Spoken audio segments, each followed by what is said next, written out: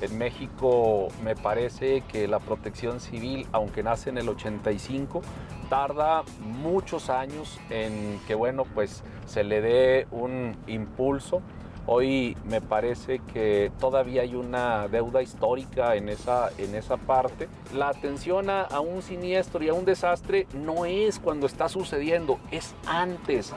Cada quien tenemos que hacer nuestra parte. Sí es cierto, necesitamos estar bien equipados, necesitamos estar bien capacitados, necesitamos tener protocolos y planes. Pero si no involucramos a la sociedad civil en estos temas y los concientizamos, no estamos avanzando.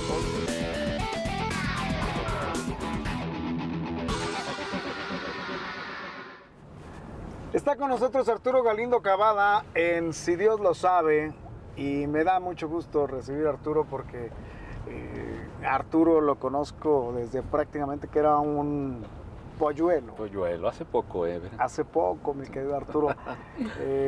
No está usted para saberlo, ni yo para contárselo, pero se lo voy a contar.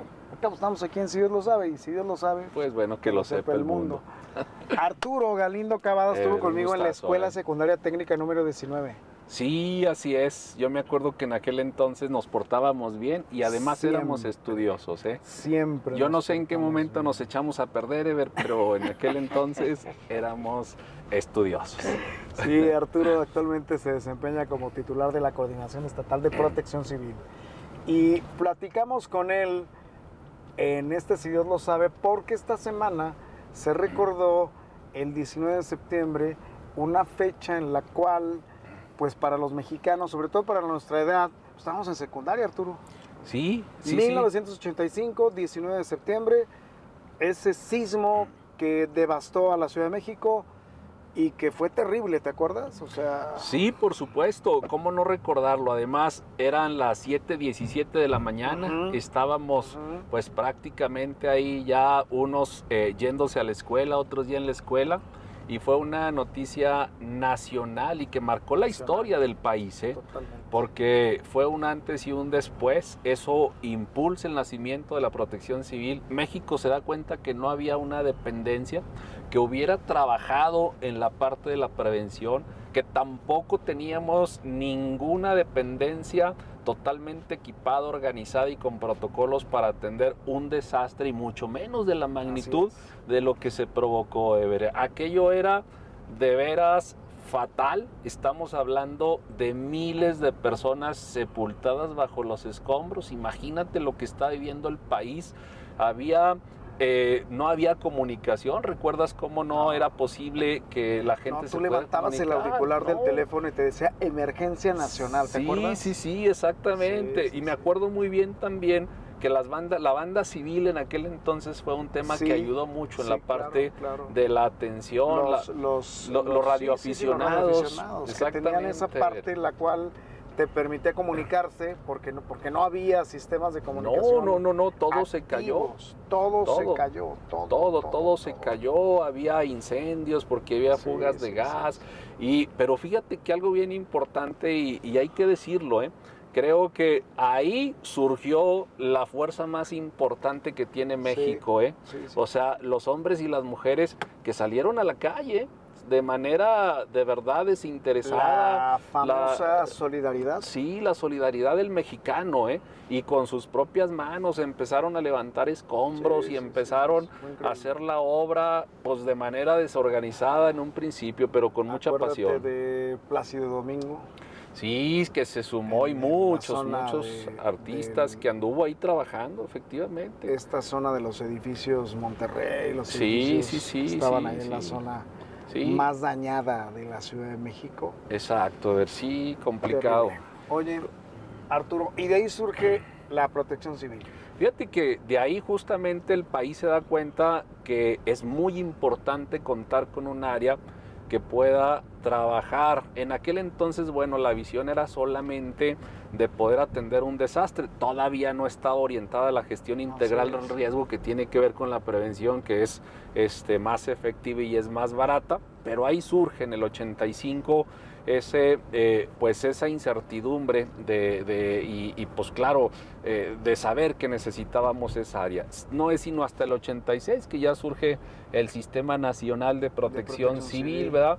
Y empieza a hacer sus pininos en ese tema. Pero Arturo, a partir de ese momento, y luego ya vinieron los sismos del 2017, y ya vinieron otros más, pero ¿qué tanto hemos avanzado en protección civil, la verdad, en el país, Arturo? Porque hay deficiencias todavía, el tema de las inundaciones, el tema de cómo la naturaleza a veces es muy ruda, el desbordamiento de ríos, de arroyos, de presas. En Durango lo vemos en esta temporada de lluvias en donde quedan zonas incomunicadas, poblaciones incomunicadas, se llevan los endebles puentes que a veces están construidos de una manera muy endeble, sin los requerimientos técnicos necesarios. Vaya, ¿qué tanto hemos avanzado en protección civil, Arturo? Yo creo que a nivel mundial, hay que decirlo, la verdad es que el cambio climático ha generado que los desastres cada vez sean más frecuentes y obviamente de mayor magnitud, y la verdad es que nos va ganando esa parte. Yo creo que sí hace falta meter el acelerador.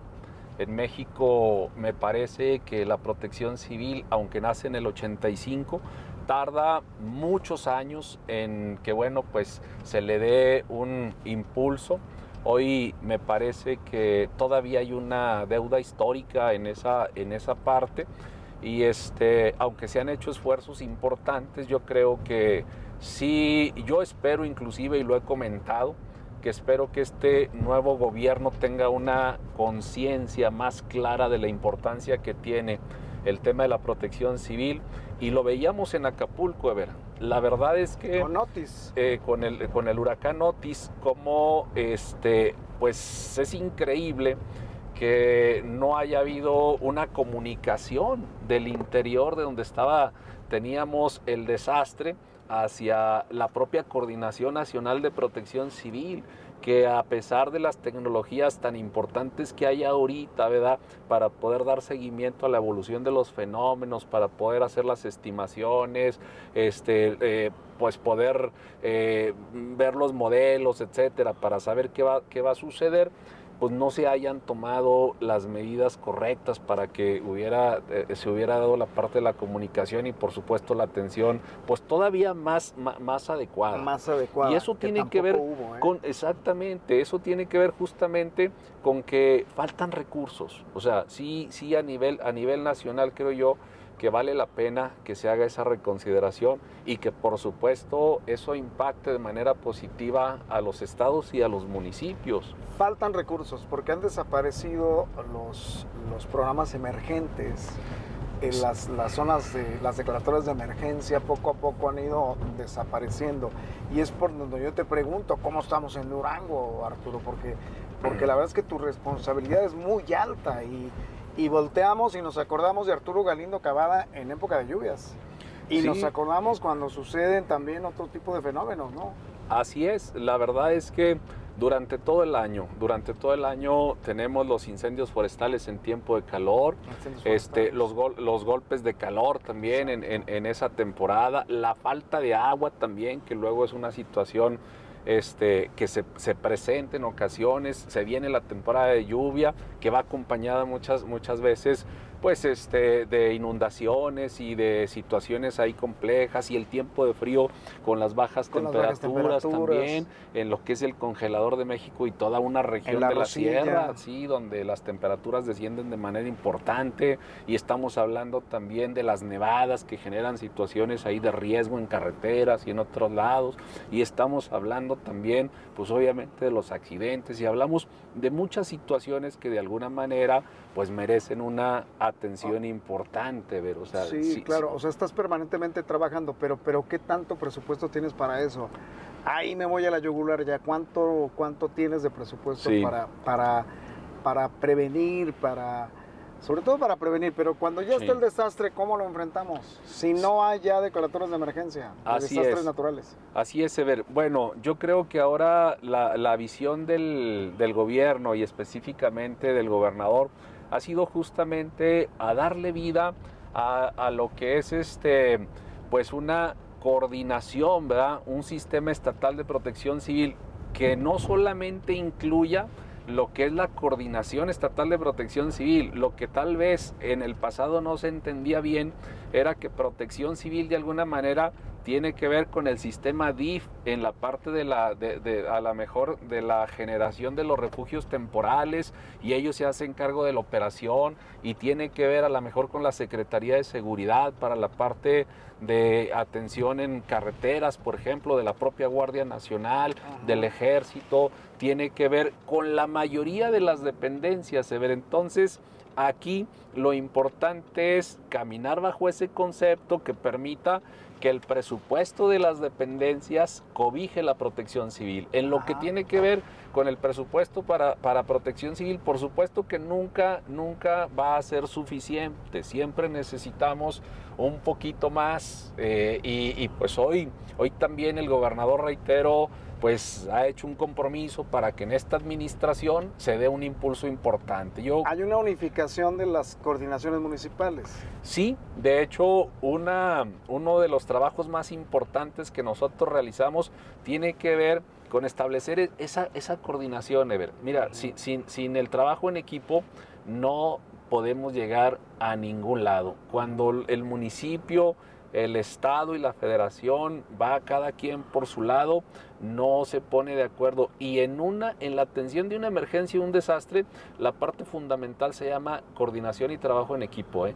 Entonces creo yo que eso es lo que nos ha ayudado muchísimo ahorita, el que estamos trabajando de la mano, o sea, no importando partidos políticos, no importando esas cosas que regularmente le hacen mucho daño a la parte de las administraciones.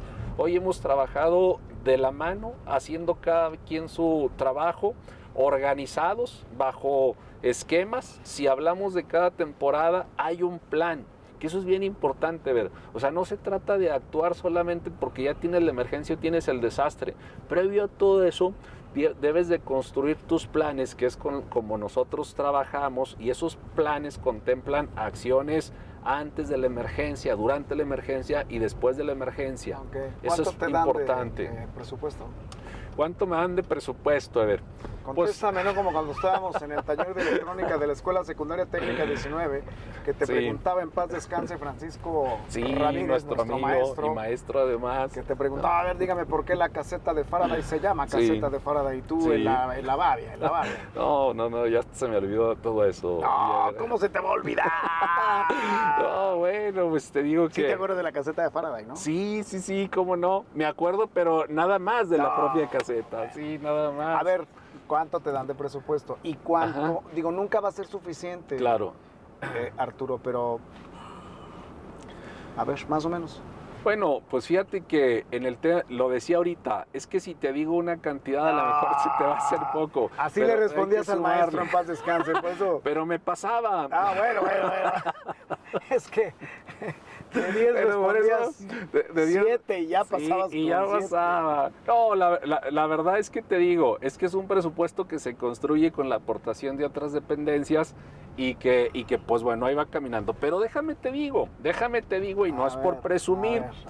Nuestra dependencia tiene hoy, como nunca ha tenido, por ejemplo, una ambulancia aérea. Nada más imagínate cuánto cuesta un helicóptero, ¿verdad? ¿Cuánto cuesta un helicóptero? Que no, hoy la dependencia, en lo que tiene el gobernador ahorita en estos primeros 2 años, o sea, ha incrementado el parque vehicular en un 30%, que no estaba en el presupuesto tampoco, ¿eh? Y bueno, ha realizado acciones. Déjame te presumo también que pues la dependencia, que los sueldos estaban todavía muy castigados, y pues bueno, es una dependencia a la que gracias a esa visión del gobernador y ese apoyo, pues bueno, hemos sido beneficiados en esa parte. Entonces, estamos bien, reconozco y lo hemos platicado con el gobernador, porque además esa es también una visión de él, el fortalecer la parte de la protección civil. Él tiene clarísimo. A ver, pregunta de examen. De examen, no me gustan los exámenes. En estos momentos se presenta un problema mayor, digo, no tenemos edificios grandes, pero los edificios que tenemos. Ok. Incendio, gente atrapada, Dios no lo quiera, Dios no lo quiera, pero algo así. Me acordé porque te acuerdas de la tragedia de Ace Home Center. Sí, como no, lamentable. Sí, te acuerdas de esa sí, carretera. Sí, lamentable. Tú estabas ya todavía no estaba. Fíjate que yo entré poco después a Protección Civil del municipio, sí. pero me acuerdo perfectamente. La tragedia de Ace Home Center yo periodísticamente la cubrí. Sí. La gente que falleció, la gente que murió, claro. La gente que murió asfixiada, la gente que se quedó atrapada. Esta carretera que estaba aquí pasando, Cuauhtémoc. Sí. Qué lamentable lo que sucedió en ese momento, pero a eso voy. ¿Qué tanto puede Protección Civil responder de forma inmediata y evitar muertes o evitar este tipo de cosas? Fíjate, ver que... Aquí estaba Ace Home Center, cómo no. Sí, en Blas Corral y exactamente. 20 de noviembre. Sí. Que ahora es una ferretera, que es así es. Pero ahí estaba, y fue terrible, ¿te acuerdas? Sí, cómo no. Y de hecho, déjame decirte, justamente es un ejemplo que yo pongo frecuentemente cuando vamos a las instituciones públicas, privadas, cuando vamos a las empresas y platicamos ese tema de la ferretera, porque les digo regularmente... ¿Tú pones el ejemplo de la ferretera? Sí, yo lo pongo, porque yo les digo regularmente, a veces se nos olvida, o sea, que Protección Civil es importante, a veces a lo mejor hacemos pues los simulacros porque nos obligan, llevamos las capacitaciones, etcétera. Yo les digo y les platico esa situación de que lamentablemente, a lo mejor por el poco interés que hubo de parte de algunas personas en ese tema, pues lamentablemente hubo muchos hijos de aquellas mujeres que murieron ahí en ese lugar, que perdieron la vida, porque primero, pues no se contaba con todas las medidas adecuadas en el lugar. Por supuesto también aquellas trabajadoras que murieron en el baño. Las trabajadoras efectivamente tampoco habían recibido una capacitación, no había brigada contra incendio, por supuesto, y una serie de situaciones pues que originaron la pérdida de la vida de esas personas. De ese tamaño es la importancia de que la gente camine en la cultura de la protección civil, primero para prevenir una situación de ese tipo. ¿Cómo le haces para evitar esos riesgos? ¿Cuáles son las medidas? ¿Cuál es el equipamiento que debes de tener? ¿Cuáles son las señalizaciones? ¿Cuál es la capacitación? ¿Cuáles son las brigadas? ¿Cuál es el tema de las brigadas? ¿Cómo identificas tus riesgos internos? ¿Cómo identificas tus riesgos externos? ¿Cómo los atiendes? ¿Cómo te organizas? ¿Cuáles son tus sistemas de alertamiento temprano? Y luego, pues obviamente, ¿cómo desarrollas el simulacro? Todo esto, estos ejercicios van orientados a eso, a salvar vidas. Porque yo les digo, la atención a un siniestro y a un desastre no es cuando está sucediendo, es antes de que suceda. Porque ya cuando el siniestro está sucediendo, ya es muy complicado, hay que decirlo. Es muy difícil a veces que una persona que dejó de respirar, pues pueda soportar el tiempo que a veces se tarda la ambulancia, que a veces se tarda el camión de bomberos para sofocar un incendio, etc. Entonces, sí, claro, por eso necesitamos primeros respondientes y necesitamos personas que estén capacitadas. Cuerpos de agua, arroyos, presas, seguido por el trabajo que realizamos, transmitimos este tipo de notas. Claro. Gente que fallece en los cuerpos de agua, en los ríos, en las presas. ¿Esto cómo evitarlo, Arturo? En Semana Santa se convierte en tragedia. Lamentablemente. En vacaciones largas de verano. Y son temas regularmente de conciencia, Sería muy difícil que tuviéramos los recursos suficientes para poder cubrir todos los cuerpos de agua. Y lo que necesitamos es que la sociedad civil nos ayude, que coopere, Es que se la protección civil involucre. es un tema de todos. Por supuesto. No nada más de los gobiernos. No. Cada quien tenemos que hacer nuestra parte. Sí es cierto, necesitamos estar bien equipados, necesitamos estar bien capacitados, necesitamos tener protocolos y planes. Pero si no involucramos a la sociedad civil en estos temas y los concientizamos, no estamos avanzando. Hoy también te quiero presumir, tenemos ahorita más de 100 comités en las colonias, Ever. Estamos trabajando en las colonias con la ama de casa, con las personas ahí que de alguna manera los estamos capacitando. Estamos extendiendo la cultura de la protección civil. Lo hicimos con los taxistas, con más de 200 taxistas que ellos andan en la calle y también tienen esa posibilidad de ayudar gente. Estamos yendo a las escuelas con los maestros, con los niños. Estamos tratando de llegar a todos los sectores. No es una tarea fácil porque pues la verdad es que es mucha gente, pero creo que la responsabilidad nuestra es tratar de hacer el mayor esfuerzo. Yo concluiría este recorrido que estamos haciendo con Arturo Galindo. A ver, está en Durango sí está preparado con una protección civil que abarca la conciencia de la sociedad, de la ciudadanía, además de lo que el gobierno pueda ofrecer. Durango se sigue preparando, ¿eh? Okay. Y yo creo que hasta ahorita pues hemos podido hacer frente a la responsabilidad, que no es menor, y yo creo que es un tema en el que no podemos escatimar, lo decía yo ahorita, ni recursos, pero ni sí podemos estar completamente preparados para cualquier siniestro grave.